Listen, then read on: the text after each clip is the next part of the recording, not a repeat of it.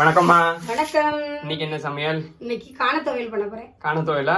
சரி சரி சரி. அதுக்கு என்ன தேவை? 100 கிராம் காண வெள்ளி வச்சிருக்கேன். சரி. இத வறுத்து எடுத்துக்கணும். சரி. அப்புறம் இது வறுத்து தொலி எல்லாம் வறுத்துட்டு தொலியை பொடிச்சு எடுக்கணும். சரி சரி. சரிம்மா, இப்போ அதுக்கு என்ன தேவை? அதுக்கு வத்தல் தேவை.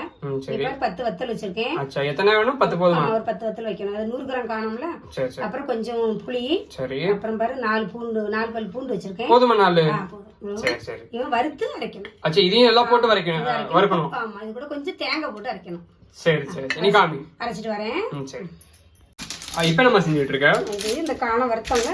ஆமா. தொலி எடுக்கணும். பார்த்துக்க, தொலி எடுத்து தான் துவையல் அரைக்கணும்.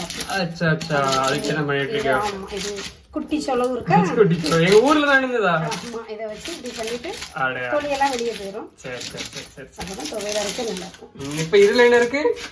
இது வத்தல் புளியெல்லாம் தேங்காய் எல்லாம் ரெடி பண்ணி வச்சிருக்கேன். இதை போட்டு அரைக்கணும். துவையலுக்கு தானே? ஆமா. சரி சரி சரி. வத்தல், புளி, தேங்காய், பூண்டு எல்லாம் போட்டு ரெடி பண்ணி வச்சிருக்கேன். சரி சரி சரி. இதை போட்டு அரைச்சி எடுத்துட வேண்டியதான். துவையல் ரெடி. சரி சரி சரி. இப்போ நம்ம பண்றேன், காணத்தை பொடிச்சு போட்டு சரி உப்பு போட்டுட்டு சரி அப்புறம் கொஞ்சம் மல்லி இலை போட்டிருக்கேன். நல்ல மனமா இருக்கும். சரி சரி சரி.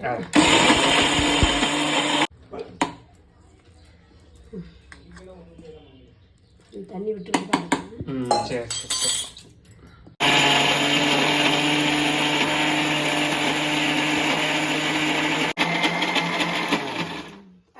ஆயிட்டா?